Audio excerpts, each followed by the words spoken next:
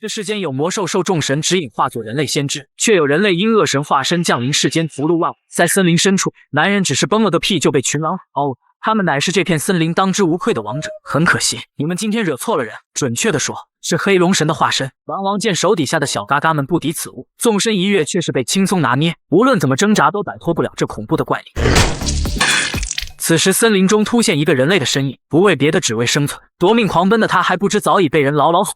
盗贼们看后也只是戏谑一笑，我们得抓紧了。这片森林的夜晚可是有不少魔兽出没的，不知道你们发现没有，这条道上的魔兽比以前少了很多。话音未落，大胡子就被眼前的景象震惊了，地上一片狼藉，残缺的身体上还有着恐怖的咬痕。看起来不像是双方争夺造成的，更像是单方面的屠戮。此时，一名盗贼突然在人群中大喊：“你们快过来看看这个！”只见一名双臂发黑的男人瘫坐在狼王师身旁，这家伙难不成是狼群的首领，或是说他就是造成这一切的罪魁祸首？你在瞎说什么？人类能造成这种爪痕和咬痕的伤口吗？盗贼刚想伸手看看情况，就被一只长得像蜥蜴的魔兽狠狠咬。遇事不要慌，这种小东西只要一刀就能解决。光头刚抬手就被猛烈的一击中断，什么情况？痛感袭来后，光头发出了声嘶力竭的大喊：“闭嘴吧你！别的兄弟你也敢动？你们谁要再敢动他的主意，这个人便是你们的下场！”见此一幕，众人纷纷掏出武器，缓步上前。看来这一场恶战是无可避免了。大胡子见众人望而却步，立即大吼：“这家伙把汉斯给弄死了！”而我只是低头看了一眼地上的家伙，便说道：“没事，他还能活2分半，你们现在去就还来得及。”显然这番话在盗贼们看来是出于挑衅，大家伙一起上，让这小子知道什么叫白小刀进黄小刀出。见他们有想干架的意思，男人便从腰间抽出另一把黑斧，随着愤怒情绪的提升，身上的黑鳞也逐渐扩散至全身。小兄弟也是摆出了一副战斗的架势，为首的盗贼一声令下，众人皆向我们冲杀而来，而我则是不慌不忙的微微屈身，一击连斩猛地爆射而出，所过之处皆是残肢断臂，痛苦哀嚎。众人也是被这怪物般的速度和力量吓得接连后退。一旁的弓箭手虽有些受惊，但还是抓准了背后偷袭的好时机，开火。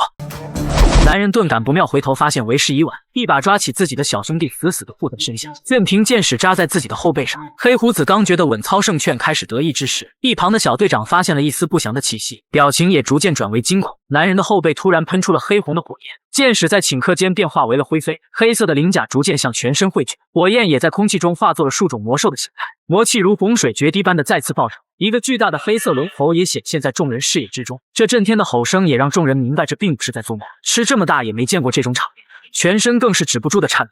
黑色的鳞甲即将吞噬男人的全身，经过一番自我斗争后，终于恢复了意识。火焰形成的魔兽们也在这一刻全部消散，糟了，意识开始模糊了。你快点，好吧。小兄弟则是一脸担忧的看着男人应声倒地，一旁树杈上的黑影看后发出了阴森阵阵的凄厉笑声。万幸的是，这群盗贼虽是损失惨重，但却没有立即将男人就地正法，而是将男人带回了山寨。盗贼首领认出了眼前的魔兽后，一脸惊恐，这可是传闻中漆黑的君主，统领这片森林的魔兽的王啊，这难道都是他一个人干的吗？小兄弟被这几根木棍困住，很是不服气。男人清醒后便是立即提醒众人，你们最好立刻马上赶紧把狼王处理了，不然可没好果子吃。小队长刚想开骂，就被首领一手喝止，年轻人，你叫什么名字？龙傲天的龙，龙傲天的傲天，别废话了，赶紧按我说的做，不然你们全都得死在这。小队长见首领有所动摇，立马开始煽风点火，老大你千万别信他的，我们可是亲眼看到他变成了很恐怖的怪物。最近在桑切斯不是有一个广为流传的传言吗？一个恶魔之神的化身在这片大陆上游荡，只要哪有湿气，他便会出现在哪里觅食，所到之处更是寸草不生，这与我们刚到森林时所见的场景不谋而合。这个家伙肯定就是那个披着人皮的恶神化身。听闻此言，龙傲天直接忍不住笑出了声。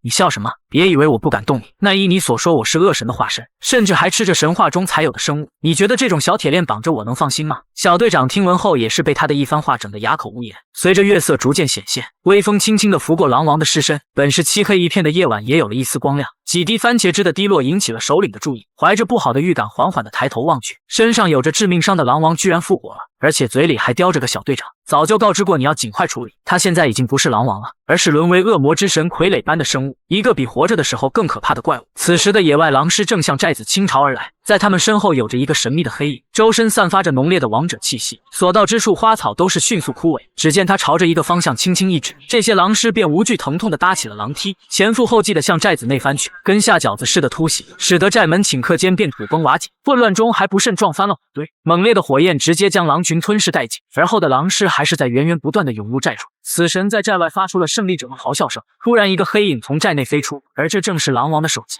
这脑袋说扔就扔，你怎么不问问我成哥有没有意见？死神向着寨内望去，只见一个黑色的身躯穿过火焰撕开围墙，嘴里还不停地嘀咕着好。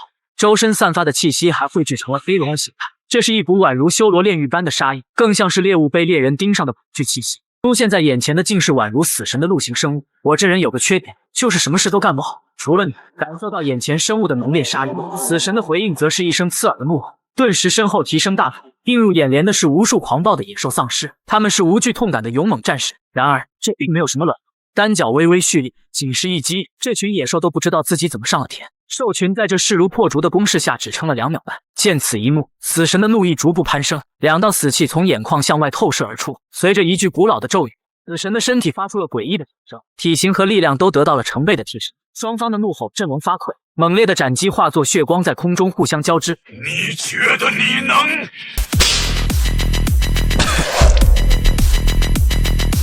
杀死我？这一拳暴击便将死神轰出数十米开外，随手便扔下死神的2臂，身上的鳞甲也在这一刻褪去，死神的残躯已是破败不堪。傲天缓缓上前，惊奇地发现死神的身躯内竟是一个 Q 弹可人、肌如凝雪的白毛妹子。别问我为什么要这么举着她，不然便是不能举。此时的傲天发现了这个女人的异样感，眼神涣散且呆若木鸡，显然是被什么人给迷晕了心神。忽然，一个诡异的身影迅划过，停留在半空的竟是一只鲲哥。今天还真是个好日子，没完没了了是吧？鲲哥默不作声地盯着傲天2秒半，身形逐渐褪去，化作一副老者的模样，也总算开了口。真是不可思议啊！没想到你竟能击败我心爱的傀儡。从你踏上这片大陆时，我便一直观察着你的一举一动。话音未落，白毛就被傲天一把甩出，叽叽喳喳不停地，怎么跟个鸟一样。哦对了，你本来就是个鸟，要动手就别跟我磨嘴皮，我对你的取向和经历没有一点兴趣。鲲哥听闻此言，再次唤出了鸟头和翅膀，只要解决了你，我就能获得一个比那只鹿更强的傀儡。起来吧！随着鲲哥的呼唤，先前战死的人和野兽被赋予了新的灵魂。傲天环顾一圈后笑道：“老小子这样才对嘛，先前的那些一点意思都没有。”随着鲲哥的一声令下，不计其数的王者大军向着傲天冲杀而来。呼出片刻，亡灵大军已将傲天团团包围，没有露出一丝多余的空间。臭小子，看你这下还怎么跟我狂？你的力量是一滴都挤不出来了吧？鲲哥凝聚力量的一击透体而过。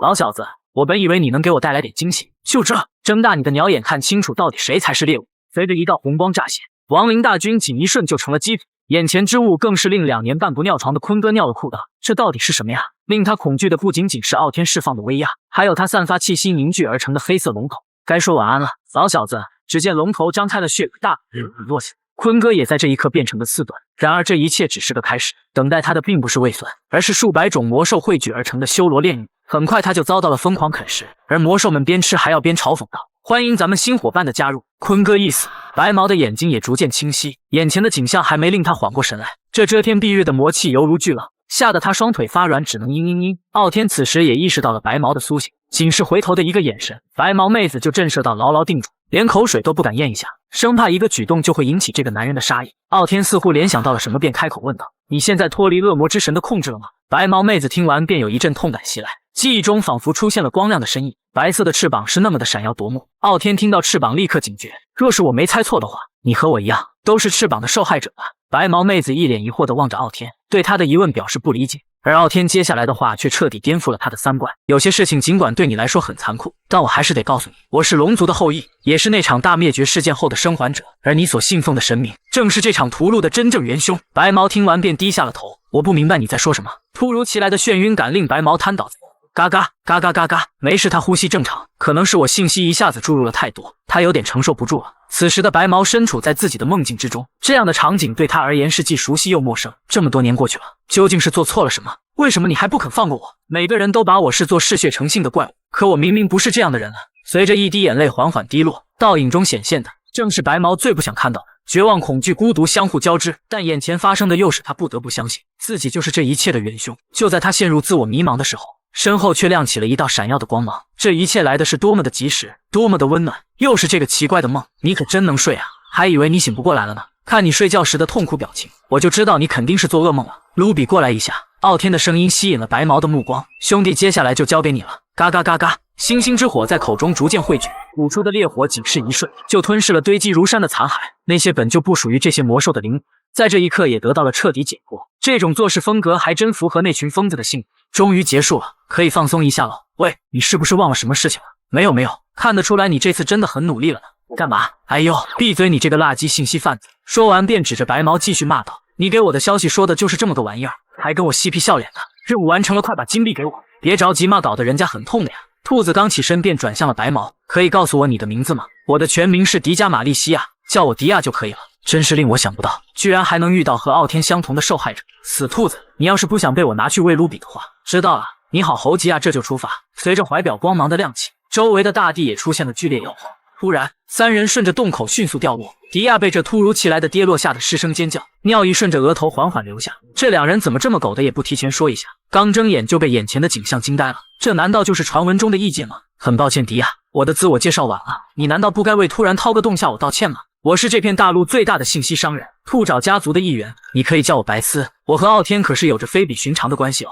我们眼前的这棵神圣之树叫做白莲树。还有，等一下，我是很感激你把我从恶神手里救出来，可为什么要把我带到这个地方来？既然你那么想知道，就跟我走吧，我会给你一个满意的答案。当迪亚向傲天询问翅膀化身的时候，而傲天的回答却是一盘恶臭的烤鸡在腚上插了根羽毛，就能自诩神明了。见迪亚一脸疑惑，白丝继续向他解释道：翅膀跟众神一样会赋予力量，而他的力量更像是一种诅咒。迪亚听完后陷入了久久的沉思之中。这里便是咖啡馆最大的奴隶市场，他们都是被猎奴者抓到的逃犯和流浪者，只要价格美丽，在这市场里就没有他们找不到的奴隶，当然也包括了强悍无比的魔兽。白丝停下脚步后，迪亚一脸的疑惑，所以呢，你们带我来这是要做什么？待会你就知道了。傲天的一脚竟让迪亚翻滚了2圈半。不是，这家伙是吃错药了吧？迪亚刚想开骂，就察觉到了不对劲。这幽暗狭小的地下室内，居然被绑着这么多人，他们是献给翅膀化身的活祭品。嘎嘎嘎嘎！你在外面所见到的那棵神圣之树，之所以长得如此巨大，正是因为有着这些祭品的滋养。傲天与迪亚在牢房前四目相对，想见翅膀化身，你就必须当这个诱饵。迪亚是万万没想到，眼前的男人刚刚才救了自己，转眼就给老娘卖了。这个女人就交给你了，我得先去下决斗场。见傲天要走，迪亚奋力的大喊：等一下，能回答我一个问题吗？这里面所有被关着的人，难道都是你做的吗？是又如何？这样你不就可以如愿以偿的见到翅膀化身了吗？你还是人吗？为了达到自己的目的不择手段，这些比你弱小的人类都是无辜的呀！难道你一点都不会内疚的吗？听闻此言，傲天也只是默不作声的盯着2秒半，甩头就走。这家伙不用弄脏自己的手，难道就可以为所欲为了吗？而白丝一番话却险些让他破防。你可别忘了，这些关着的人可都是献给你信奉的神明化身的，想想他们之后的遭遇，我都忍不住要哭了呢。死兔子真他喵卑鄙，我就喜欢看你讨厌我又干不掉我的样子。还有，直到现在你都被恶魔之神控制，这些人和你杀的相比就是凤毛麟角，即使不是你的本意也难辞其咎。我和傲天都能理解你的心情，因为我们都有着一个共同的敌人，而翅膀化身所处的白莲寺就在这树顶之上，只有向神庙献出贡品的人才有资格获得决斗场竞技的入场券。优胜者的奖励不仅可以得到白莲神树的树枝，还能以化身守护者的身份获得来自化身更加强大的力量。傲天他到底经历了什么呀？细节的我也很难解释清楚，但有一点是可以告诉你的，他不仅是黑龙的后裔，更是经历过灭族之痛的复仇化身。现在的他或许已经超越那位大人。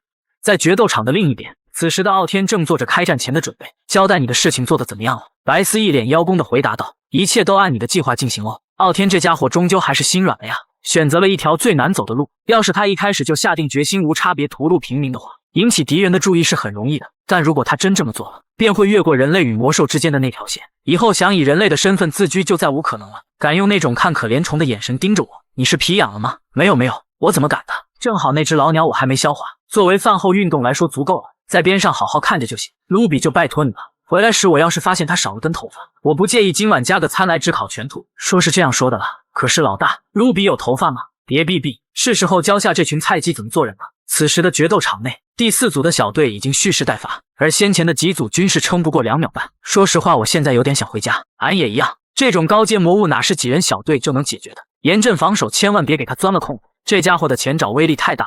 喂，你挡着我的道啊！有手就行的事情搞得这么麻烦，好狂妄的小鬼！区区人类也敢在本王面前造次，你今天要为你的愚昧无知付出代价。下辈子注意点，别再这么狂。黑虎掏心。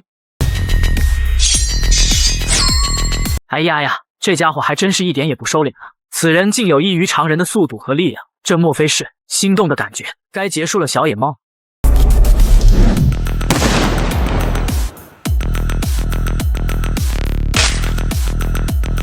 随着傲天的咆哮，全场的欢呼声更是不绝于耳。把脖子给我洗干净，好好等着，过不了多久我便会上去把你的羽毛一根一根的拔下来，再把你切片生吃。傲天之所以参加这个决斗场的原因，除了得到树枝可以见到化身之外，还因白莲神树有着一道极为坚固的屏障，想要正面入侵是不可能的。为了要完成这个刺身计划，就必须得有一个最佳的诱饵去扰乱敌人的内部，而迪亚正是这复仇大计的不二之选。随着白莲寺的大门缓缓而开，众人也被带入了将他们活祭的绝望之地。迪亚刚进门就被眼前的景象所震惊，没想到这神树上的白莲寺竟是如此恢宏的宫殿。突如其来的威压使迪亚立刻警觉，这家伙难不成就是凡人们？不用如此害怕，欢迎来到女神的神庙。失落在恐惧深渊的人们抬起你们的头来。我的天哪，这难道就是神明吗？我是这白莲神树的主人，更是女神点化在凡间的化身。慈爱的女神赐予我匹敌一切黑暗的力量。我的全名是卡在瓦里的一根刺，可以称呼我为卡哇伊。被选为祭品是你们凡人的福气，你们的身体将会和这棵神树一起得到永恒。此时神庙内突然的大喊中断了他的讲话。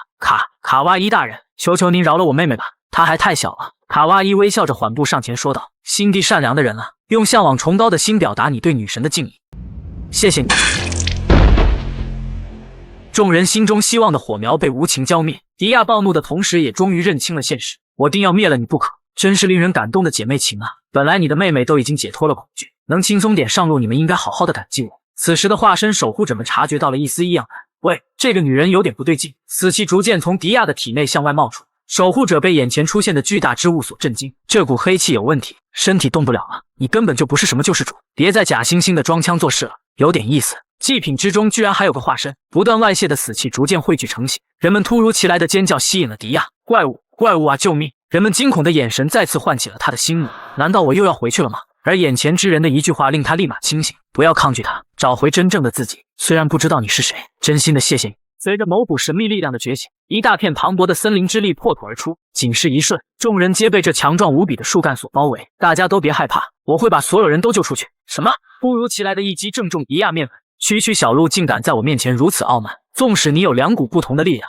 而你的化身不过是个遥远地区的无名者，看来你在这鸟不拉屎的地方待太久了。我可是有着一个响亮的名字，德鲁伊，来自大自然的森林化身。无知的小鹿啊，看来你是没有见过神明的力量。随着树枝的生长，一个硕大的战锤就此显现，爆射而出的战锤直冲卡哇伊而来。就这，神明的力量是让你臣服的，而不是让你忤逆于我。仅是一举，汇聚迪亚全部力量的战锤就被轻松击碎。这股剧烈的炸响顿时吸引了所有人的注意。令傲天也没想到的是，居然这么快就开始了。眼前发生的很快便让迪亚明白，这家伙跟自己绝不是一个水平的化身。而天上居然挂着一个巨大的黄金鸟笼，随着一声响指，鸟笼狠狠地落在地面。迪亚疑惑地向烟雾中看去，只见一个庞然巨物的身影将他震惊了2秒半。好，就你们都会变是吧？这只鸟很危险，快跑！迪亚猛地瞳孔一震，这2根骨刺是什么时候过来的？我甚至都没有看清他的动作。你的勇气确实让我刮目相看，但是呢，很可惜啊，就你这小身板，对于我的亡灵捕鸟来说，给我塞个牙缝都不够啊！傲天解决了决斗场的最后一只魔兽。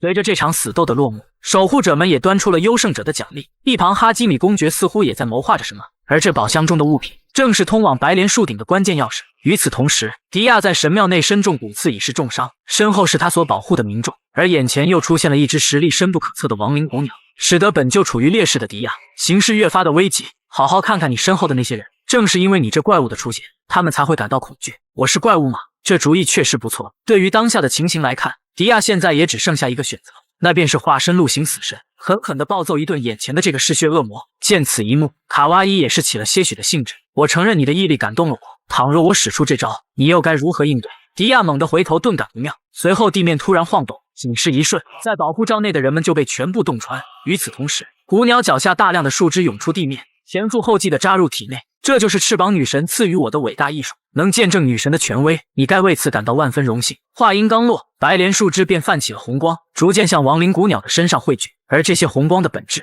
竟是那些树杈上的王者灵魂。力量带来的舒适感令卡哇伊倍感愉悦，随即大手一挥，迪亚造出的树干便迅速枯萎崩塌。守护者们感受到这股力量后，身体也出现了异常变化，不朽的傀儡干尸就此诞生。亡灵古鸟的咆哮几乎要将迪亚所吞没，而他也在这股威压下动弹不得。糟了，力量一点都使不出来。只见卡哇伊的手轻轻一拍，迪亚就被这迅速抱起的树枝所捆绑。别忘了这里是谁的地盘，你的化身在我面前不过是小菜一碟。傲慢的小鹿啊，我给你一个活下去的机会。1000减7等于几？要杀便杀，我不想看到你那令人作呕的脸。卡哇伊刚想抬手解决迪亚，忽然展开的大门一道红光乍现，黑影直冲卡哇伊而来。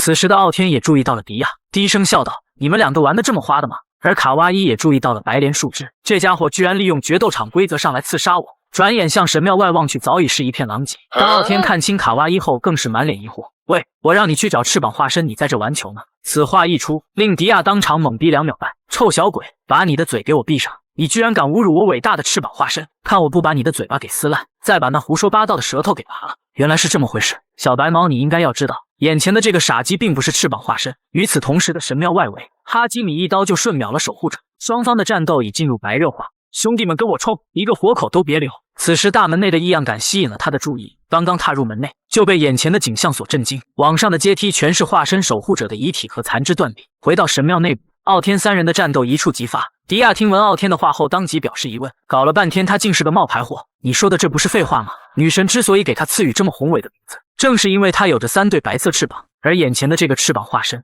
就连一对合适的翅膀都没有，这跟走地鸡有什么区别？作为逗笑我的报答，我觉得应该好好的奖励一下。而卡哇伊听后则是一脸吃惊，此人竟对翅膀化身会如此的了解。一声令下，变异的守护者接向傲天冲杀而来。傲天幻化出了龙爪，心中一挥便将神树拦腰而断。迪亚终于摆脱了卡哇伊的控制，他再次对傲天的出手搭救表示感谢。别废话，剩下的交给我，你爱上哪就上哪去。此时的迪亚注意到了枯木中的动物，不顾安危的就朝着那2个孩子跑去。傲天突然感知到了危险，立即向迪亚大喊快跑。守护者发起近身攻击的一瞬，脑袋就被傲天一爪拍飞。随着力量在口中的逐步攀升，无数骨刺爆射而出，如同狂风乱炸，仅是一瞬便将傲天所淹没。迪亚则是死死地将2个孩子护在身下。烟雾随着目光逐渐散去，映入眼帘的正是黑龙形态的傲天。5秒还未反应，黑色的身影已然在眼前，傲天犹如炮弹般的一掷沾身。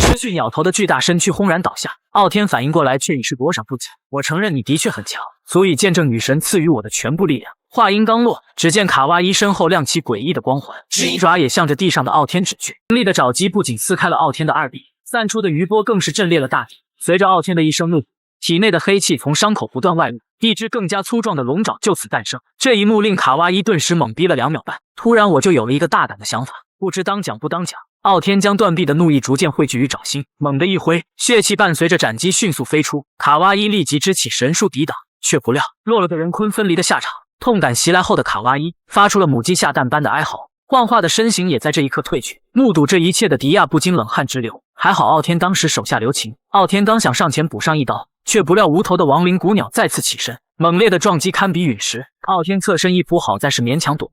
起身后扭头定睛一看，雾气中出现了一个更可怕的黑影。反应过来的傲天再次跃起，更加激烈的战斗也将一触即发。天空上出现诡异的裂缝，宛如神明的神秘黑影突然降临，周身散发的威压更是令人窒息。而他此行的目的，正处于这白莲神树顶部的神庙中。此时的傲天正与卡哇伊殊死相，仅是眨眼的功夫，暴起的傲天就一爪洞穿了卡哇伊。卡哇伊虽是吃痛，可他绝不会放弃这千载难逢的时机。只见他的鸡爪向上一指，傲天的落脚点就被神树牢牢捆住。卡哇伊邪魅一笑：“你不是挺能跑的吗？再给我跑啊！”话音刚落，亡灵古鸟的胸口猛地张开，无数骨刺如同骤雨般爆射而出，仅是一瞬，炸裂声就响彻了整个神庙。心急如焚的迪亚大喊着傲天的名字，突如其来的黑影绕到了卡哇伊的后方。等他察觉，已为时已晚，猛烈的欧拉欧拉拳轰击着卡哇伊的手拳，5爪紧急挥出，却还是被轻松躲过。此招伤害性不大，但侮辱性极强。卡哇伊被这家伙气得那是当场骂娘。傲天刚刚落地，卡哇伊就被眼前的一幕震惊了。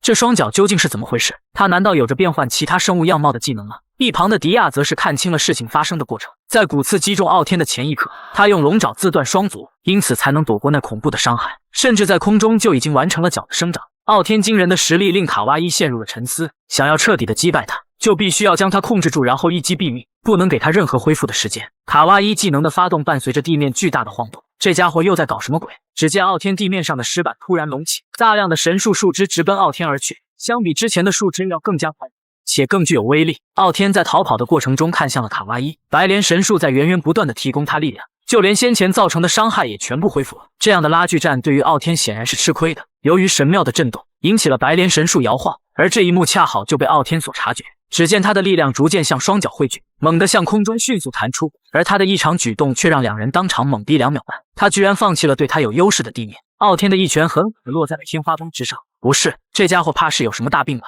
跑这来为了就是拆我家的吗？傲天随着天花板的石块迅速掉落，失去立足点后就跟羔羊一样任凭拿捏。卡哇伊在一阵大笑中缓缓地靠近傲天，现在你的手脚都无法移动，你觉得你能杀死我？面对卡哇伊的步步紧逼，而傲天只是不急不慢地向他提出了一个问题：迄今为止你究竟杀了多少个人？卡哇伊也是被这愚蠢的问题给逗笑了，哪只鸡会记得自己吃过多少令物？这样的回答傲天甚是满意。看来你还不知道生命的分量有多重。话音刚落，傲天的后背就撑起了一对黑色的翅膀，磅礴的死气在这一瞬爆发，直冲天际。由于王者之魂技能的发动，傲天3阶段的龙形态也变成了古龙的样貌，而这全都要归功于逝世就会逝世的坤哥。不过一会，天花板上传来了莫名的躁动感，卡哇伊缓缓地抬头，发现了不可思议的一幕：先前被他挂在神树上的人们全都复活。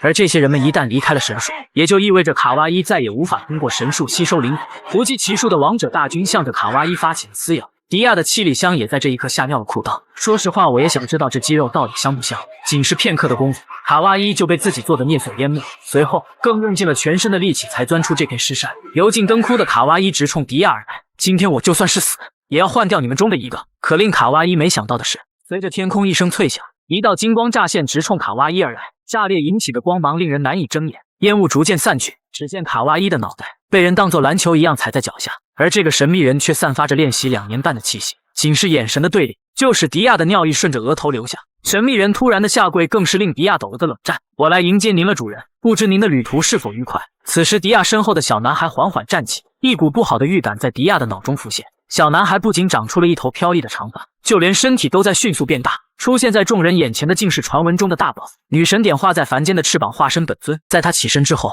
迪亚仅是与他对视了2秒半，就产生了一种奇怪的痛觉，像是身体里的力量对他产生了共鸣。迪亚疑惑地望着他的背影，这个男人到底是什么人？濒死的卡哇伊缓缓看向了眼前的男人，看清的那一刻，眼珠子都差点下掉。难道你是古雨吗？为什么你会出现在这里？看来你的记性还挺好的，至少没有忘记我是谁。我怎么可能会忘记你这个冷酷无情的前主人？我有今天全都是拜你所赐。话音刚落，古雨只是向上比了个手势，守护者便一把扯开了卡哇伊的身躯，并将他带到了翅膀化身的面前。我们最初创造的生命中，也只允许有价值的人站上天空。你觉得你有这个资格吗？作为你忠实的仆人，我仰慕你，敬畏你，只因我想学你上个天，你就要扯掉我的翅膀，甚至不惜杀掉上万人变成这般模样，也是为了重新长出翅膀。不等他说完，古雨将手轻轻地抚在卡哇伊的胸口，而古雨对他的回答只有6个字：你毫无价值。随后卡哇伊的全身被一股光芒所充斥，化作齑粉后的他体内掉出了一根树枝，不过是拥有神圣之树力量的结合物罢了。这跟异界树相比还是差得太远。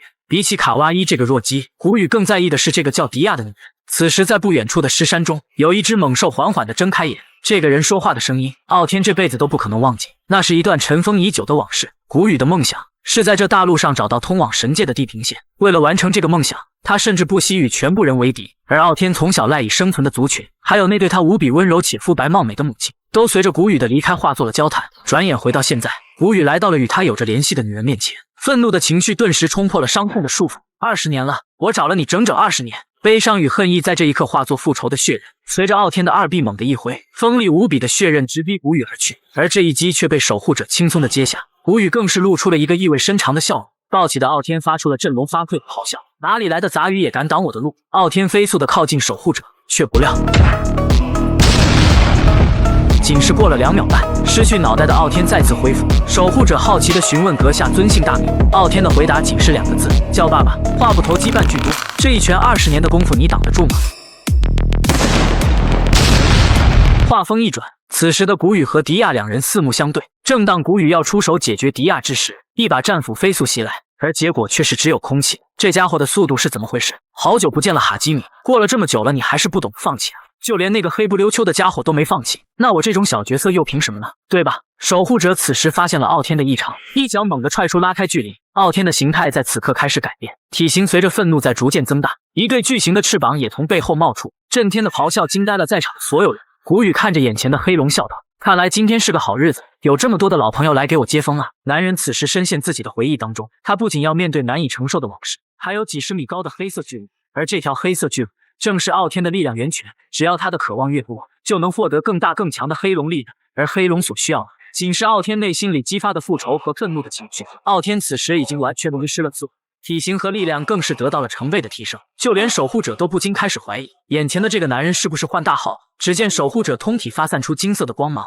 傲天的龙息也在口中逐渐汇聚，随着双方的攻势迅速射出，在他们之间更是引起了一丝强烈的震动。冲击后的余波，古雨用翅膀轻松挡下。这小子做到这步，甚至不惜消耗自己，而且内心居然还没动摇。哈基米抓准了古雨分神的时机，带着战死队友复仇的信念，一往无前的直冲古雨而去。就在他正要挥出的那一刻，古雨却以无法察觉的速度来到他的身后，银鳞胸甲和战斧也随之而落。而古雨则是淡淡的说了一句：“去陪你的好兄弟们吧。”哈基米犹如战神附体般的再次起身：“你能击败我的肉体，可你永远赢不了我。”解决了哈基米后，古雨再次来到迪亚的面前，看得出来你很害怕，就跟从前的你没有任何区别。当迪亚虚弱的抬头望向古雨时，曾经缺失的记忆完整的浮现在眼前。在自己孤独且无助的时候，帮助自己的就是眼前的这个男人。古雨将手放在自己的胸口上说道：“我体内的树枝在颤抖，这就证明了你也是那棵大树选中之人。”当古雨越过迪亚而走时，迪亚当即表示出对于树枝的疑问。树枝是神明赐予凡间生物的力量源泉，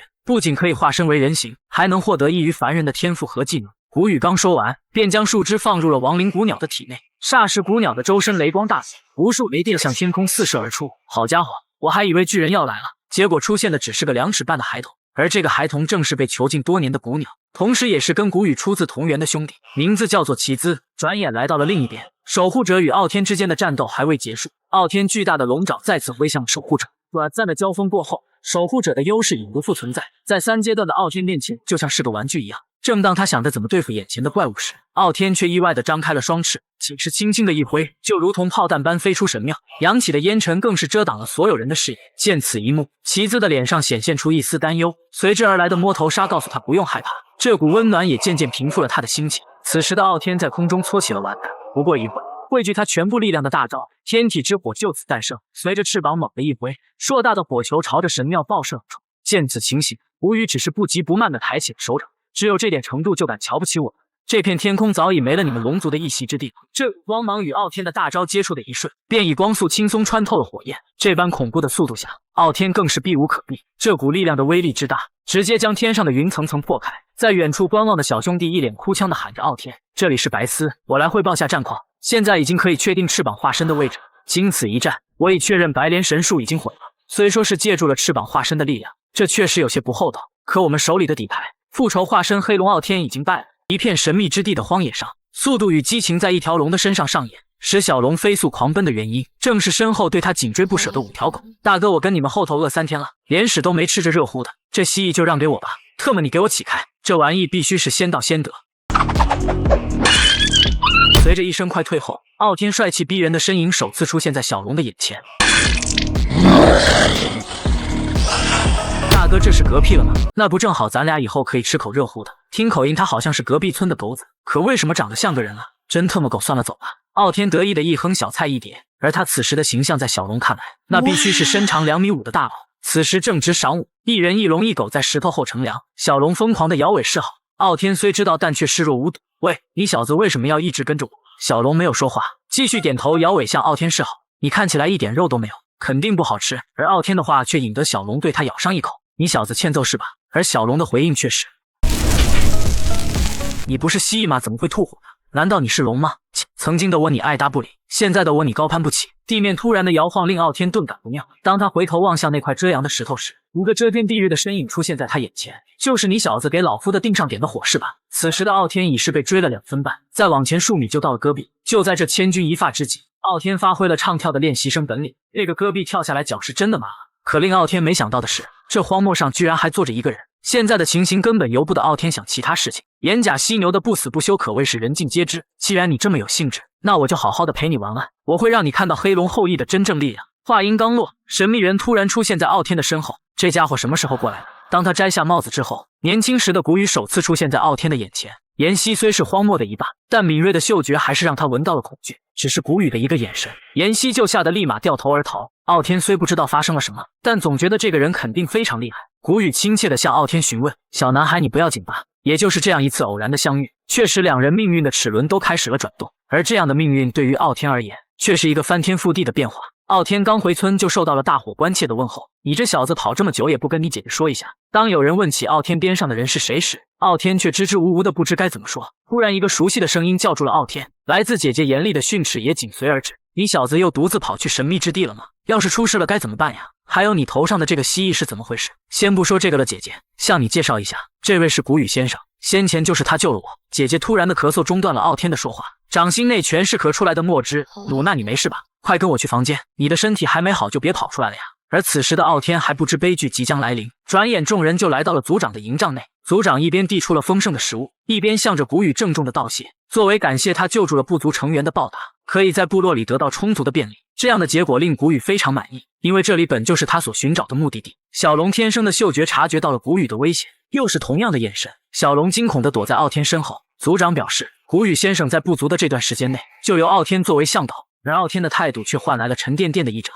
随后便向谷雨询问来此的目的。谷雨很直接告诉众人自己是探险家，从事地理研究与化身研究的工作。说完便从裆里掏出了热乎的羊皮纸。多年以来，自己游历在这片大陆的每个角落，接触了各种各样的传说和故事，而这深红色的荒漠里有着一个化身的传说。族长当即表示疑问，请问先生要找的化身是什么？他的名字是阿兹达哈卡，是首批神明赐予神圣力量的人之一，而这样的化身一共有6个，同时也是6人之中至强的存在。他在凡间不仅令人们感到敬畏，而且还受到众人的崇拜，人们都把他称之为恶魔的化身。黑龙就是他的种族和身份的象征。此时在部落的帐篷里，努娜将谷雨给的补品一饮而尽，立马就焕发出了久违的喜色。稍作歇息后，谷雨表示得再次出门探查地形了，这样的活动又怎么会少了这个小向导？姐姐以温柔似水的声音喊住了傲天，像往常一样露出了天使般的微笑，一切小心，我等你回来。放心吧，努娜姐，等我回来了一定给你带一堆好吃的。傲天临走时只是回顾了一眼，却惊奇地发现那些大人们全都面色凝重地看向他。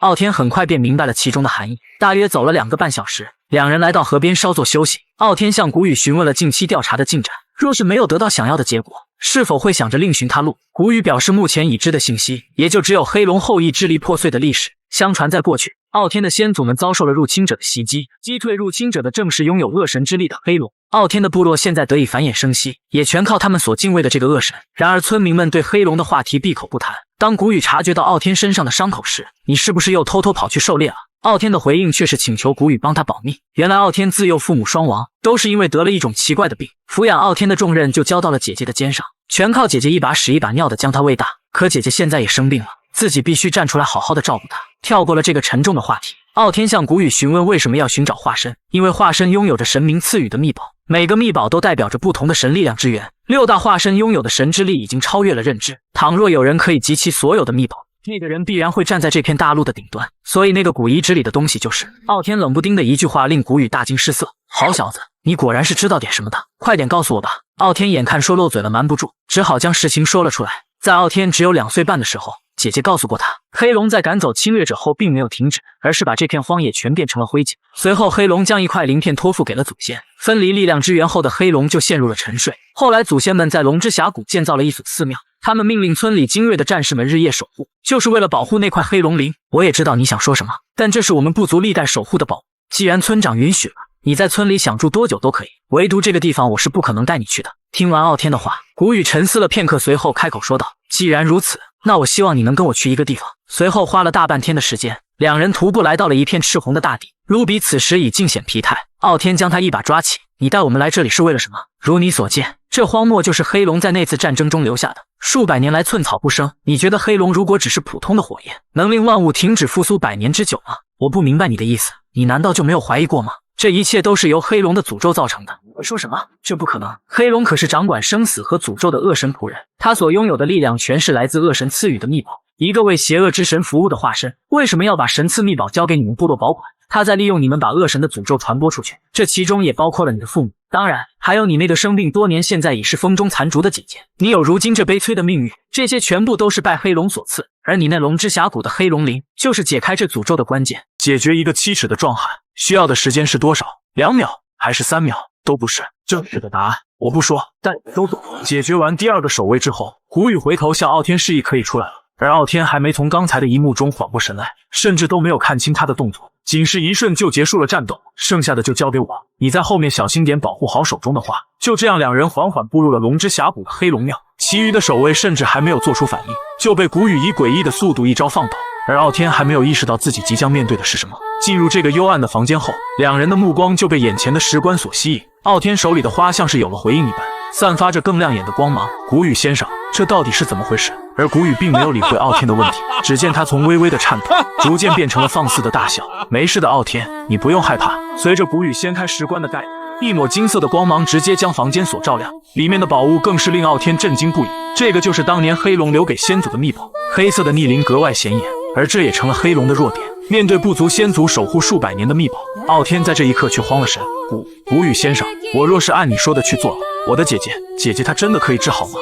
古雨静静地看着身边害怕到颤抖的傲天，缓缓地将手搭在傲天的肩上说道：这世上怎么会有这么愚蠢的人类？古雨的话就像利剑般的穿透了傲天的心，而傲天抬头看到的，除了古雨诡异的笑容之外，还有着另一面恐怖的脸。古雨一把抓住傲天，硬是把他拽到了石棺旁。无论现在傲天喊得有多大声，都显得是那么苍白无力。就在接触的那一刻，黑龙鳞绽放出了金色的光芒，傲天眼中的惊恐也在这一瞬化作了无比的绝望。此时的努娜刚从睡梦中睁眼，醒来时就发现傲天已不在床榻上。当他走出帐篷的那一刻，却见到了令他无比震惊的一幕，随之而来的是地面巨大的震感。这股震感也传到了不远处的一个洞穴内。睡梦中的达哈卡猛然睁眼，很快他便意识到了是秘宝内出了事。暴怒的达哈卡猛地震开双翅，究竟是什么人竟敢动我秘宝的主意？话音刚落，石壁就被达哈卡的冲撞迅速破开。被震感惊醒的众人还没意识到发生了什么，直到有个人指着天上喊道：你们快看那边！只见天空上的庞然巨物正朝着龙之峡谷飞去。沉睡了数百年的达哈卡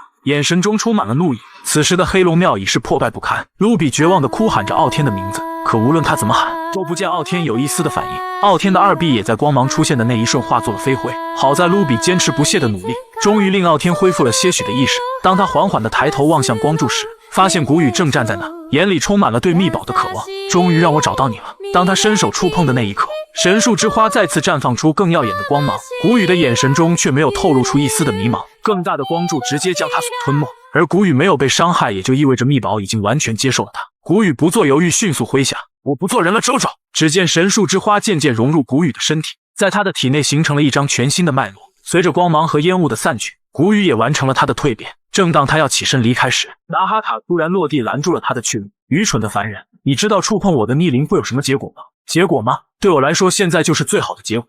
话音刚落，古雨的周身就被数道狂风所包围，冲过狂风的翅膀在夜空里绽放着夺目的光芒。初次见面，达哈卡，我的名字叫做古雨，同时我也是女神点化在凡间的翅膀化身，更是要将你葬送在此的人。当傲天缓慢地抬起头时，却看到了他从未见过的场面。两大化身之间的气氛已到了剑拔弩张，随时都有可能开战。可令达哈卡疑惑的是，这个人的身体里为什么会有神之秘宝，而且数量还远不止一个。正常来说，普通的化身根本承受不住这么庞大的能量。愤怒的达哈卡当即质问古雨：你对那些秘宝的原主人做了什么？古雨听完就发出了癫狂的大笑：不把那些家伙杀了，秘宝又从何而来？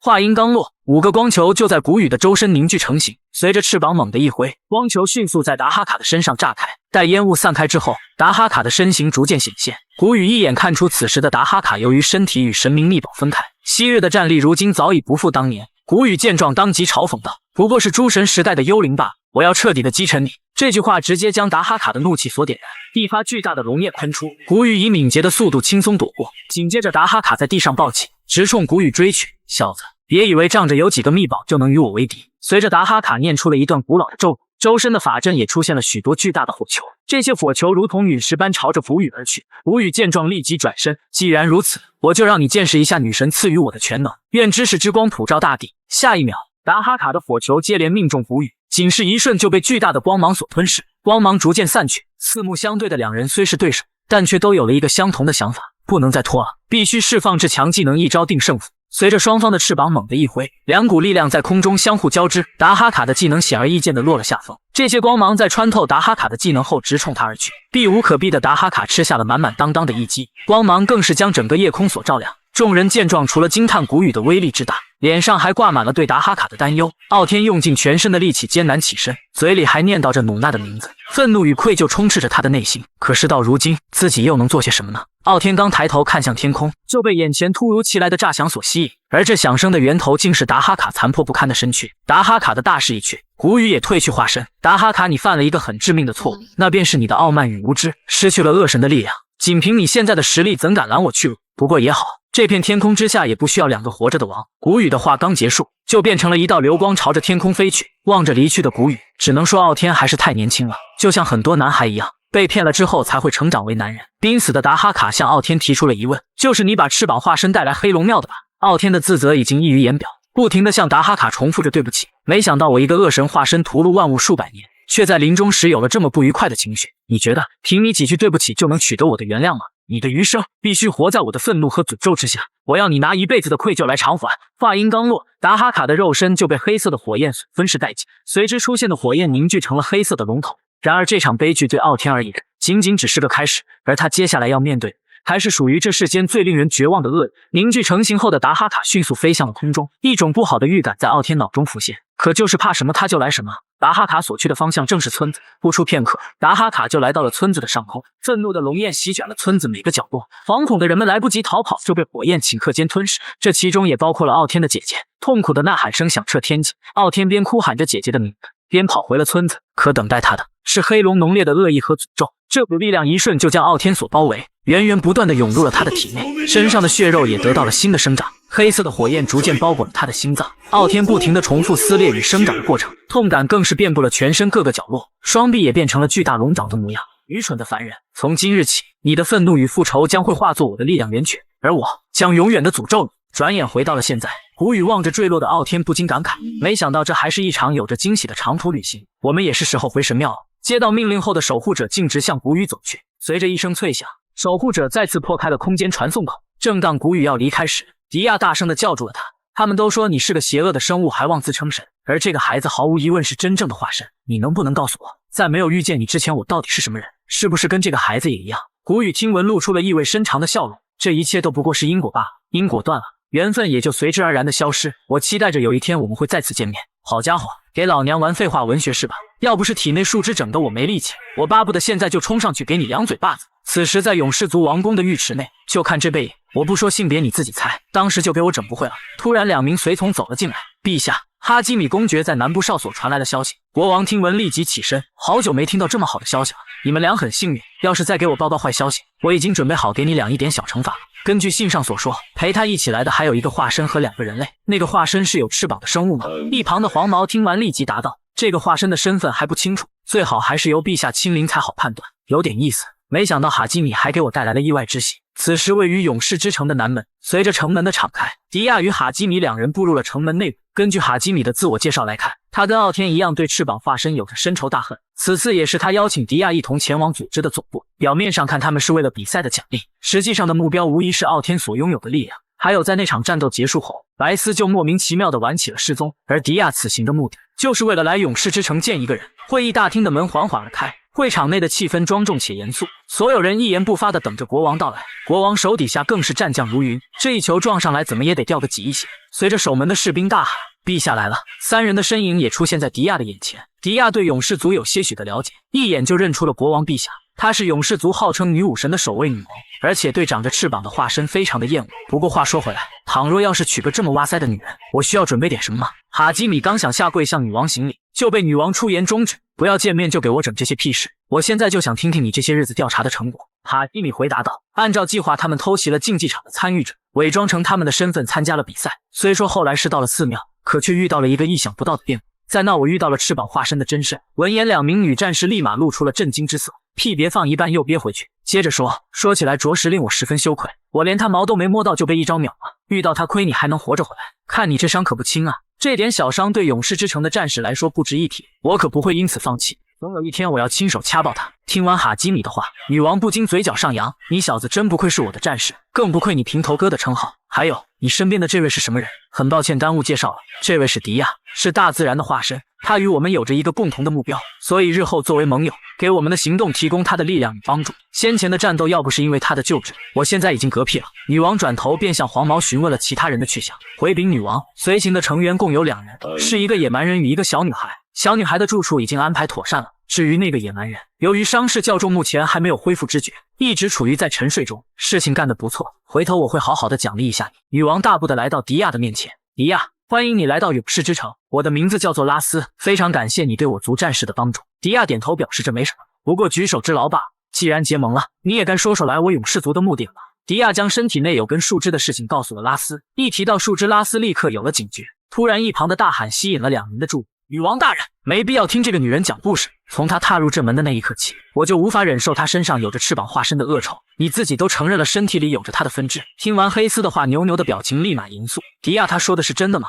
确实如此。自从遇到翅膀化身后，我体内的树枝就没有停止过共鸣。但我正是因为对这树枝完全不了解，所以才来找你寻求帮助的。拉斯向哈基米询问是否将分支的事情告诉过迪亚，哈基米当即表示了否定。如果这丫头就是古语一直在找的那个人，这对我们来说无疑是一个千载难逢的机会。守卫突如其来的禀报中断了众人的谈话，拉斯被气得大声怒道：“整了几口白的能给你喝成这样？不知道这里是皇家会议啊！非常抱歉，陛下，这是一个十分紧急的突发事情。离我们最近的那个贫民区，有一个不知名的怪物攻击了我们所有人。”就在事发的2分半前，男人蓄力的一掌挥向了傲天，本以为可以轻松拿捏的他，却在烟尘散后露出了吃惊的表情。没想到傲天居然在危急时刻幻化出了龙爪，而剑气在龙爪上造成的伤口，很明显的在快速恢复。守卫队长见此一幕，立马让小弟赶去王宫求援。看你那双手的能力倒还是罕见，不过嘛，就你这点水平，想见翅膀化身还是早了点。听到翅膀2字，傲天直接暴起。男人刚举剑抵挡，却不料被傲天一掌震开，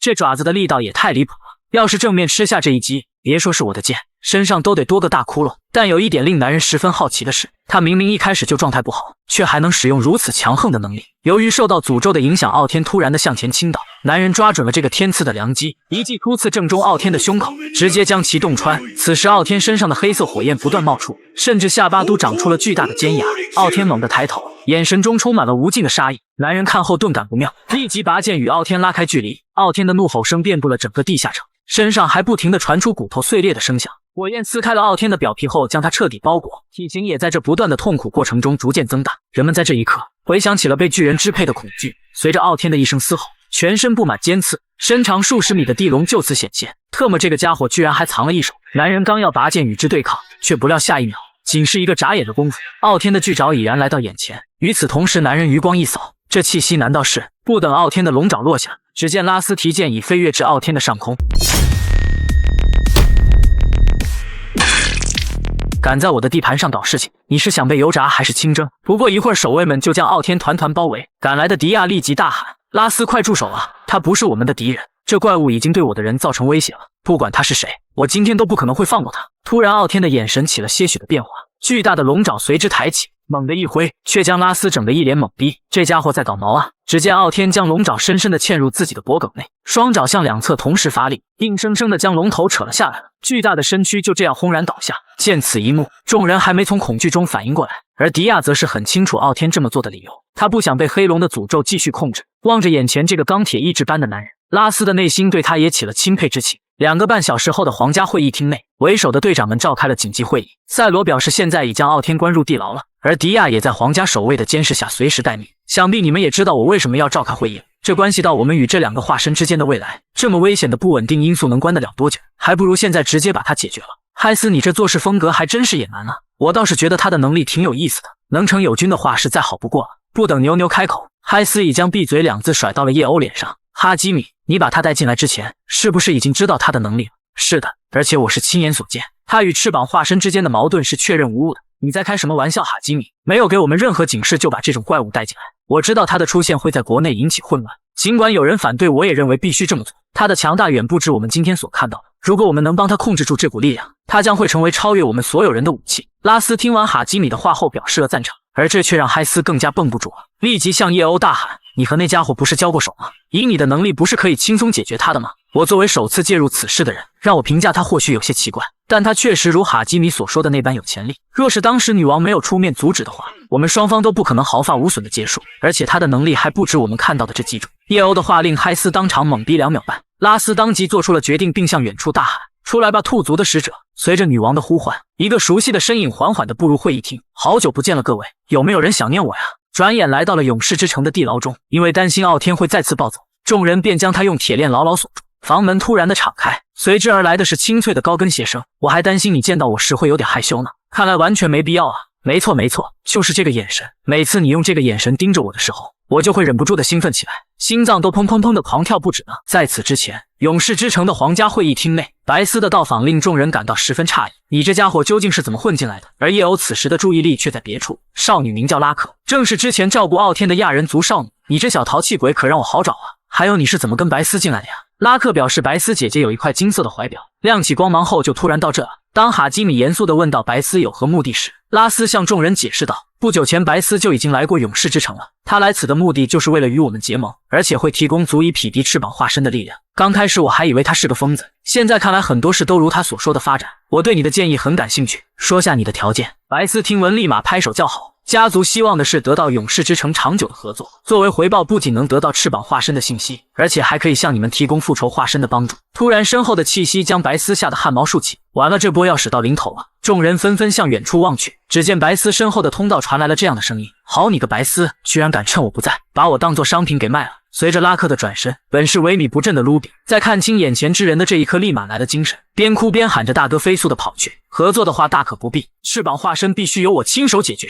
闻言，嗨斯立刻幻化出了双爪，这家伙不是被关起来了吗？嗨斯不知道的是，那些看守傲天的守卫全都中了黑丝的血。女王大人快下令吧，我已经等不及要把这家伙撕成渣渣灰了。冷静点，嗨斯，我想听听有关他的事再做决定。拉斯之所以想要了解傲天，正是因为傲天身上的伤疤数量远超自身，而伤疤正是作为一名战士的勋章。拉斯可以清楚地感受到，他的体内流淌着凶猛的生命气息，在他见过的所有化身中，甚至都没有一个能与之相比。白丝尴尬地向众人介绍，这位就是我族的秘密武器，复仇化身傲天。下一秒，白丝就被突如其来的手掌拿捏。我什么时候变成你的财产了？是不是我太久没活动，你又开始皮痒了呀？没有，我怎么敢呢？由于身体还未完全恢复，傲天的重心突然向前倾倒，黑丝一把将其搂住，这手臂的触感可真是令人垂涎呢。傲天很清楚，要是跟着娘们对视的话，怕是又要被他的赤瞳所魅惑。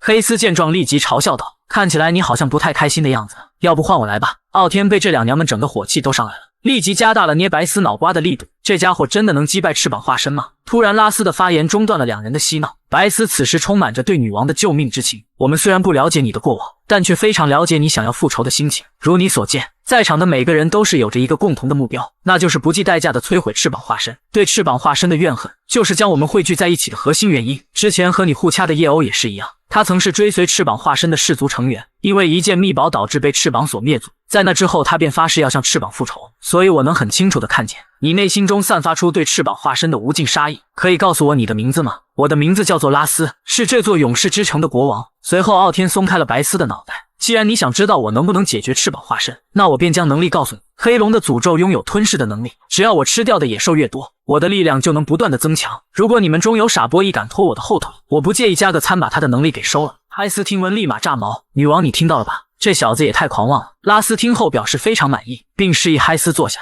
傲天的这股傲慢竟俘获了拉斯的芳心，真不愧是本王看上的男人。我以勇士之城女王的名誉向你保证，从今日起，勇士之城与你正式确定同盟关系。赛罗巴德罗听令，你们两个去将迪亚带过来。遵命，女王大人。我们立刻就去。与此同时的某处神庙中，看到这双狱卒，我已经猜到是谁了。他是翅膀化身旗下出色的战将之一，名字叫做贝隆，不仅有着空间传送的能力，双拳的崩坏力更是一绝。像他和奇兹这般拥有能力的化身还有4个，不难想象这群人与勇士之城的化身之间以后会擦出怎样的火花。奇兹的前身是被卡哇伊带走的亡灵古鸟，现如今新生后更是觉醒了大到雷霆之力。身为超级大 boss 的古雨，现在正要做一件非常离谱的大事，那便是造人，而且造的还不是普通的人。这些人都是拥有特殊能力的化身。随着贝隆的双拳合一，在他的身后立刻震出了一个巨大的传送口，众人缓缓地向传送口走去，只听见另一端传来了嘈杂的嘶吼声。就在古雨众人的正下方，数之不尽的野兽们正仰望着他们的神明。随后古雨向亡灵野兽们说道，你们如今的模样都是拜神明所赐，只有活下来的才有资格摆脱这污秽的身躯，与我一同站在天空之上，机会只有一个。突然亡灵野兽们的战意飙升，4臂巨猿抬手一记蓄意轰拳，便将身旁的野兽轰成了渣，其他的野兽也纷纷厮杀在一块。见此情景，古雨露出了一个满意的微笑，嘶吼声与哀嚎声充斥着整座山谷，每只野兽都想着在神明面前证明自己。转眼来到了勇士之城，迪亚在2名守卫的护送下来到了皇家会议厅，拉斯对他表示了亲切的欢迎，可迪亚的注意力完全没放在拉斯的身上，在看向傲天时，意外地露出了一副非常无语的表情。只见傲天左手一只呆萌的小萝莉，右手更是令他差点没绷住。细心的迪亚一眼就看出了傲天的不对劲，是诅咒的原因导致身体还没恢复吗？或许还是因为其他的原因。迪亚放轻松点，我已经撤销守卫对你们的警戒了。刚刚我已经与傲天谈完了结盟的事情，迪亚与傲天，我现在正式的认可你们为联盟成员。喂，我可还没答应要与你们结盟吧？哈基米立即向傲天解释道，即使我们只是暂时的联盟关系也可以，只因翅膀化身需要傲天的力量才能抗衡。当哈基米提到关于迪亚的事情时，表情却变得十分凝重，因为他接下来要讲的故事对于迪亚来说是非常残酷的。迪亚表示，从踏入勇士之城的那一刻起，他就已经做好了心理准备，不想就这么不明不白的活在这世上。拉斯沉思了一会儿，缓缓地吐出了3个字：胡寄生。他就是你体内异界之术分支的名字。之前哈基米在报告中提到过这事，你在白莲寺见过亡灵野兽变成化身对吧？闻言，迪亚很快便联想到了那个一脸和善的孩子。胡寄生作为翅膀化身的恩赐，会进入到亡灵野兽的体内，它所含的能量非常巨大，甚至可以将丑陋的野兽化作人形，亡灵野兽的能力也会随之进化。迪亚一脸震惊，你的意思难道说？哈基米严肃地表示肯定，迪亚有如今的能力，全是受到翅膀化身的影响，而他最初的形态很有可能也是一只亡灵野兽。迪亚听完后显得有些手足无措，不解地问道，若是翅膀化身拥有着媲美神明的力量，为什么要把这种能力使用在亡灵野兽上，而不是直接对化身使用？因为胡寄生的能力不止这一种，他还可以将化身变成亡灵形态的野兽。随后拉斯向众人讲述了他目睹祖国陨落的那一天。翅膀降临之后，所有存活的人不得已都选择了逃生。重伤的拉斯随船渐渐地远离自己的祖国，可后来发生的一幕却令他永生难忘。只见一个6翼翅膀的化身来到城堡的上方，在他洒下如同星光般闪耀的光芒后，大地就开始了剧烈的晃动。突然，一个巨大的黑影将城堡从内部直接撑爆，亡灵野兽的嚎叫声震天动地，相隔数里都能听得非常清晰。而这头亡灵独角兽便是女武神的化身，同时也是皇室的守护者。当拉斯讲述完他的故事后，傲天提出了一个疑问，按照拉斯的说法，这家伙不是古语的狗腿子，就是亡灵野兽，可是不管怎么看他都像只弱鸡，正因如此他是很特别的，我们觉得他可能就是古语一直在找的人，也就是离异界地平线最近的人。傲天听完感觉都要长脑子了，这又是个什么玩意？随后拉斯向他解释道，这是他们皇室代代相传的一个神话，异界的地平线是异界树诞生时产生的空间裂缝，而翅膀化身的目的就是通过这个地平线，从而侵入神明所处的异界。古语之所以不停地创造这些化身，就是为了把他们培养成异界树的树苗。然而胡寄生的内在能量过于庞大，导致了一般的野兽根本无法承受。他们在经历痛苦万分的进化过程后，也只有极少数的几个能控制住那股力量，而那些没挺过来的野兽，等待他们的结果只有一个。紧接着拉斯继续向众人说道，之后的行动才是这次会议的重中之重，我需要你们2个人的帮助，一起去调查关于胡寄生的一些事情。而这调查的对象正是20多年前皇室的女武神变成亡灵野兽的独角兽化身。转眼就到了深夜，在白斯和迪亚2人交谈之际，傲天的异常吸引了他们的注意。随后白斯向迪亚解释道，虽然傲天可以通过捕食亡灵野兽来获取他们的能力，但如果长时间的未进食，他就会丧失理智，逐步沦为一只怪物。不过好在这关键的时刻有黑丝在这里，每当傲天即将陷入狂暴，黑丝就能用他的魅惑能力将其控制住。我怎么感觉黑丝这能力有点怪怪的？但这只是治标不治本的方法。随后白斯便向迪亚提起了一个交易，只要迪亚能帮助傲天渡过难关，他就能动用家族的力量保护迪亚。毕竟迪亚也是古语的目标之一，迟早都会找上门来。令白斯没想到的是，迪亚立即拒绝了。迪亚表示他也必须弄清楚记忆中的往事，所以不需要任何交易，他也会全力配合帮助傲天。之后白斯将已知的信息告诉了众人。拉斯目前已经开始筹划夺回王国古都，这片诅咒的大地被称之为帕萨之地，统领者正是拉斯所说的变成野兽的女武神。6大化身之一的独角兽化身，在他的身上可能会有跟胡寄生有关的信息。突然傲天的起身中断了2人的谈话，闭嘴吧你这个垃圾信息贩子，说是调查，目的就是让我去解决那头独角兽，我又怎么会不知道这一点？在此之前，你赶紧带我去下一个猎场。别着急啊大哥，这不是还没到大部队行动的时间呢。3天后的清晨，拉斯召集了100名战士组成的远征队，其中还包括了3番队的队长叶欧、4番队的队长嗨斯。此次远征将由2人带队前往古都帕萨之地，作为先遣部队，他们的任务是在前线建造一个基地。而这次行动的最终目标不仅仅是那头独角兽，还要将故土全都收回来。在拉斯的一声出发令下，2支队伍的情绪也涨到了高点。因为要战斗的缘故，黑斯解除了对傲天的魅惑效果。随后黑斯用非常妩媚的口吻向傲天问道，有没有感觉很兴奋呢？小哥，何止是兴奋，这股饥饿感都快要把我逼疯了。迪亚那么大的野兽，我现在能吃3个。随后白斯按下了传送怀表，一个巨大的洞口就此显现。这是他们这20多年以来首次回到故乡，要夺回的不仅仅是故土的领地，还有这20多年失去的尊严。另一端也通了，大家可以出发了。此时位于帕萨之地的一处边境上，叶欧与嗨斯飞速地朝着洞口跑去。奇怪，这里的雾气怎么会这么大？很快嗨斯就察觉到了一丝异样的气息，错不了。嗨斯立即向叶欧示意前方有野兽，而在他们的下方正有一头亡灵野兽抬头仰望着。突然，迪亚的身影出现在众人眼前，数十根粗壮的树干从崖壁上抱起，这难道就是传说中的斗气化马吗？汇聚而成的战马直冲亡灵野兽而去，下坠引起的冲击力十分巨大，直接将他的一只脚给削了下来。这家伙的防御能力也太恐怖了吧！迪亚威力如此大的一击，居然还能站得起来。亡灵野兽突然察觉到一股威压在迅速逼近，当他抬头的那一刻，只见傲天的身影已然来到眼前。你可曾听闻有一个从天而降的掌法？仅是一击，傲天便将这野兽的脑袋轰成了碎渣。众人见此一幕，全都懵逼2秒半。叶欧笑道：“这下你该相信我之前所说是真的了吧？没想到这次任务比我想象的更有趣，如此大的野兽还真是少见。帕萨之地是20多年的人类禁区，而现在对他们来说也只是个开始。”勇士王国的众人陆续抵达了帕萨之地。由于傲天刚解决了一只怪物，使得黑龙的诅咒再次上升，黑斯不得不在他身旁待着，防止他暴走。好奇怪，现在明明都到了早晨，这片森林却是一点阳光都见不到。随后迪亚给卢比使了个眼色，卢比心领神会，巨大的火焰顷刻间便把亡灵野兽包裹。也不知道这屁大的蜥蜴哪来的能量。战争才刚开始，嗨斯这个小娘们又忍不住的想作妖，转头便望向了傲天的方向。这家伙怎么到这就一直坐在那？切，真他喵火大！叶欧见状立即向嗨斯说道：“你那不满的情绪也太明显了吧？出发前拉斯曾交代过他们2个，要在王国古都的南面森林里建造前线据点。过去独角兽化身在此部署了各类野兽，用于抵御外界的入侵。而如今那片地区却成了亡灵野兽的领地。白斯的能力只能传送到没有怪物的区域，并不能越过那道防线，所以先遣队要在南部森林内扫除所有障碍。这个任务非常危险。傲天与迪亚作为盟军，将与2人共同作战。不管怎么样，女王已经认同他们是盟友了。作为同伴，以后可是要并肩作战的。”嗨斯闻言面露凶光，这种身份不明的家伙怎么能做同伴？把他称作同伴，这是对先辈的不尊重。只有相互托付生命的人才能这么称呼。好家伙，说干就干！这野性的化身是真的够野，来到傲天的跟前，开口就是王炸。才解决一只怪物就累了，你是不是不行了呀，细狗？还有这只兔子，没有他在身边你就寸步难行了是吧？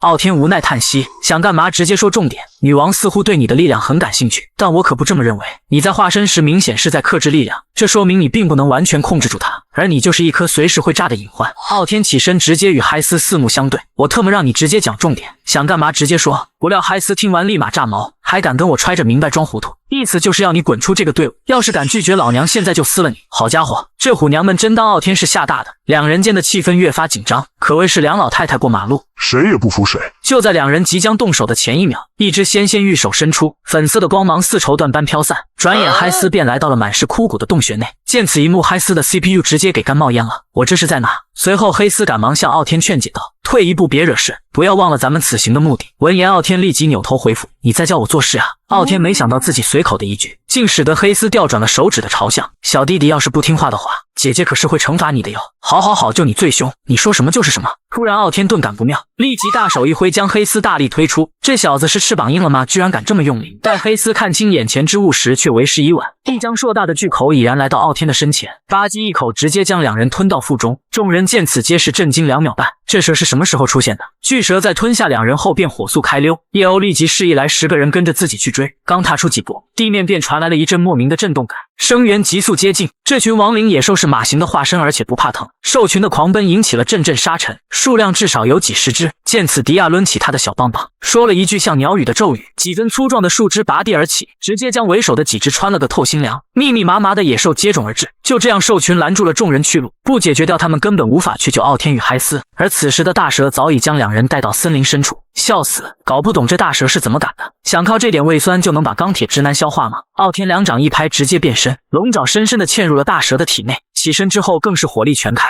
巨蛇瞳孔猛地一震，在一声痛苦的嘶吼下很西北。随后傲天喘着粗气钻出了巨蛇的身体，出来时还不忘带着个战利品，只是看这胃酸的能力吧，这蛇多多少少也算个正经的绅士。就在傲天完事了不对，就在2人歇息片刻后，嗨斯缓缓地睁开了双眼，而刚才发生的一切他都浑然不知。见他起身，傲天只是淡淡地问了一句好些了吗？随后又低下头表示自己啥也没看到。嗨斯不清楚自己为什么会在这里，你看到什么了？快说！突然反应过来时，便是耳朵竖起，老脸一红。傲天扭头示意他看向边上的巨蛇，看来你是不记得自己成了小甜点了。嗨斯此刻也终于明白，关键的时刻正是眼前的男人救了自己，就连看傲天的眼神都清澈了不少。傲天表示自己的力量已经用完，一段时间内将会动不了了。可我看他这手的架势，多少是干了点大事的。嗨斯见状急忙询问自己昏厥的这段时间发生了什么。就在这时，傲天又察觉到了什么，一把抓住嗨斯的小手。不是这小子现在都这么主动了吗？嗨斯在一阵惊讶中被拉向了傲天。此时的气氛变得有些微妙，2人就这样沉寂了片刻。他刚想抬头问傲天到底要做什么，却不料下一秒，傲天一手捂在了嗨斯的心巴之上。这只手竟如此的温暖，就傲天这手法称他一声祖师爷不过分吧？野性的化身这不是分分钟就拿捏。数十只巨蛇察觉到了此处的动静，便将这里围了个水泄不通。一种不安感令傲天十分费解。这种巨蛇并不是亡灵野兽，每一条蛇都像是有目的的寻找他们。嗨斯轻轻扒开傲天的手，问他是否会出去跟巨蛇干架。傲天表示了否定，如嗨斯所说的一样，现在自己无法完全控制诅咒，尤其是黑斯不在的情况下，使用这股力量很有可能会暴走。而眼下的这个情形，他们只有两个选择，要么是化身后出去跟他们战个痛快，要么就避开他们回到营地与友军会合。傲天表示将这个决策权交给嗨斯，而嗨斯回答却是第三个选择，找机会突围后离开森林。两人先行前往定好的目的地，而且现在巨蛇的数量越来越多，即使是友军在场也不可能会赢，反而会给他们招致不必要的麻烦。傲天闻言觉得有点道理，那我们接下来该怎么做呢？嗨斯眉头紧锁，扭扭捏捏地吐出了几个字，办法是有，只不过你得从后面抱着我。听到这个的傲天直接一句好家伙，现在都这么直接了吗？来不及解释了，快上车。随后巨蛇们感到了一丝异样，便迅速地朝着两人的方向逼近。不等巨蛇有所反应，一团黑影迅速穿过，由于数量过多，还是被一条拦住了去路。可巨蛇才刚刚张嘴，却被这黑影一闪而过咬了个稀碎。特么有多少人跟我一样一直觉得它是猫的？整了半天这野性的化身原来是二哈呀！回过神来的巨蛇们奋起直追，但跟嗨斯的速度相比还是差了一截。不过一会他们就来到了森林的边界。就在这时，眼前出现了一个神秘的人影，而傲天一眼就发现了蹊跷，这是翅膀化身从属才有的徽章。这也就是说，眼前之人肯定是古雨派来的，而且森林内的大蛇跟他也脱不了关系。老头开口便要两人停下，没有活人可以通过这里。随后从他的影子中冒出了数条黑蛇，黑影迅速逼近二人，到傲天的眼前后再次从影子中爆起。黑蛇的速度超乎了傲天的想象，这下真的避无可避了。嗨斯也明白此刻的危急，鸡蛋不能都放一个篮子里的道理。黑蛇团团包围下，嗨斯动弹不得，每一口都咬在了重要的关节处，毒液迅速蔓延全身。嗨斯的视线逐渐模糊，在他即将咽气的前一刻，傲天勃然大怒，龙爪所到之处皆是黑蛇破碎的残躯。而嗨斯失去力量褪去化身时，还不忘嘲笑起傲天这个呆瓜，明明能跑的为什么还要回来？傲天一把将其拥入怀中，眼前的这个女人从见面起就一直认为我是个弱鸡，甚至为了保护我不惜以身犯险。好了好了，该结束了，年纪大了看不惯小年轻情情爱爱的，你们的挣扎都是徒劳，很快我便会送你去见他的。老小子，你动了一个你不该动的人，我不化身为龙是我不想伤及无辜之人，既然你一心求死，那你就作为我的养料下炼狱去吧。此时的嗨斯被黑蛇包围后已是身中七毒，对此傲天没有犹豫，上去就是一口。也白费力气了，凭你的能力是救不了这个女人的。我黑蛇的毒液可是混合了数百种的蛇毒，除了拥有恢复能力的化身外，是无药可解的。不出2个半小时，她就会殒命于此。巧了，我刚好认识一个有恢复能力的化身，既然知道了他的时间，那剩下的就好罢了。海斯，你就躺在这里别动，等我把这只鸡羽扒皮后，就会带你回家。的确啊，昊天，这个蛇形的化身很危险，别管我了，你快点跑吧。不等嗨斯把话说完，傲天的周身就迸发出了令人窒息的杀气，而哀星一眼就察觉到傲天化身的不对劲。傲天的化身是附在肉身上的诅咒，显然就是贝隆在报告中提到的那个人。既然如此，那老夫也没有留守的必要。老夫是翅膀大人座下的蛇夫的化身，也是要将你斩落于此的人。话音刚落，哀星背后的辣条便以极快的速度杀去，只要被咬伤一口，身体就会无法动弹。突如其来的贴脸开大，使得哀星猝不及防。就在龙爪即将命中老登的下一秒，哀星的辣条突然冲出，替他挡下了这致命的一击。令哀星也没想到的是，傲天居然如此迅猛。不等老登反应，傲天瞬间拔地而起，直冲哀星而去。龙爪在接触的一瞬就把老登捅了个对穿。数只辣条从伤口处猛地钻出，将傲天的手牢牢锁住。这压倒性的力量令傲天顿感意外。只见辣条汇聚的地方形成了坚硬的肉身，体型与重量更是远超黑龙化的傲天数倍。小子，你的化身各方面能力都很强悍，可在我帝王使化身的面前，你也不过就是只弱鸡而已。刚才要把我扒皮的那股子气势哪儿去了？其实并不是傲天不能进入第3形态反击，而是他一旦这么做了，诅咒的力量会使他逐渐失去自我控制，到时那股吞噬之力很可能会波及到嗨斯。以他目前的状况，别说是逃脱黑龙的吞噬，就连起身移动都是十分的困难。傲天为了保护这个曾为自己舍命的女人，毅然决然地选择了一条最难走的路，那就是以此肉身硬扛所有伤害。在等待攻击间隙给予这老登致命的一击。嗨斯望着傲天的背影，想起了拉斯的话，同伴之间是可以相互托付生命的。即使是刚刚来到勇士之城的嗨斯，拉斯也愿意为了他献上自己的生命。回到现实，嗨斯再次幻化出了野性的化身。与之前不同的是，他这次的化身全身都布满了猩红的印记，这是大量燃烧生命换来短暂的力量提升。当哀星积蓄力量的一拳即将轰出的一瞬，嗨斯动了，这速度之快，就连哀星都没有察觉到痛感，手臂的操控感就突然消失了。此时嗨斯已经化作了黑夜里的一道红光，无论哀星怎么寻找都看不清嗨斯的位置。就在他即将感知嗨斯的那一瞬，那道红光再次袭来， 8道流光所到之处，皆是一碰就碎。嗨斯的斩击看似停止了动作，然而并没有。流光在帝王蛇的体内相互碰撞后回弹，在哀心发出痛苦的一声嘶吼后，他全身的经脉与肌肉皆被斩击所断开。